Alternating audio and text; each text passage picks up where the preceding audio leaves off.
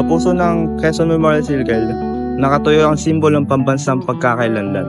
Ang monumento ni Manuel L. Quezon, siya ang kanataguriang pambansang ama ng... Ngunit sa gitna ng pag-unlad at modernisasyon, isang matinding tanong ang kailangan nating pagtuunan ng pansin. Ano nga ba ang estado ng katatasan sa wikang Filipino sa makabagong panahon? Good morning po. Ano pong name nyo? Ronalyn po. Ronalyn. James. Meron lang po akong konting questions, tatlo. Ano po ang pambansang wika ng Pilipinas? Tagalog. Pilipino. Next question naman po. Sino ang tinaguriang ama ng pambansang wika? Manuel L. Quezon. Jose Rizal.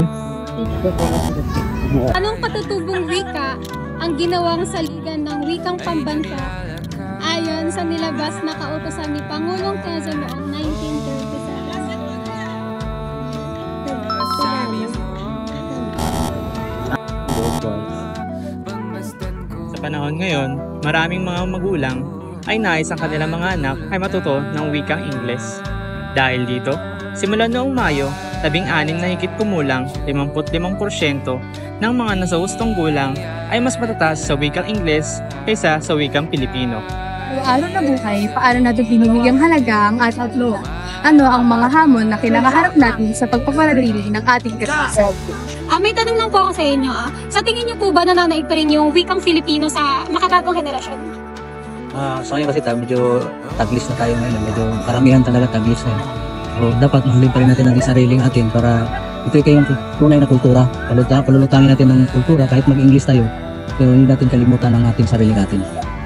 Sa kabila ng mga pagsubok, maraming grupo at individual ang nagtatrabaho upang mapanatili at mapalago ang ating wika. Ang kinabukasan ng wikang Pilipino ay nasa kamay ng mga bagong henerasyon. Sa kanilang pag-aaral at pagyakap sa wika, ay umaasa tayo na magpatuloy at mapanatili ang ating pagkakakilanlan.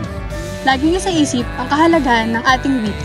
Lengguwahe ng Pagkakakilanlan. ang estado ng katatasan Sa wikang Pilipino. Isang pagninilay sa nakaraan, kasalukuyan, at hinaharap. Ikaw, kamusta ang estado ng iyong katatasan sa wikang Filipino?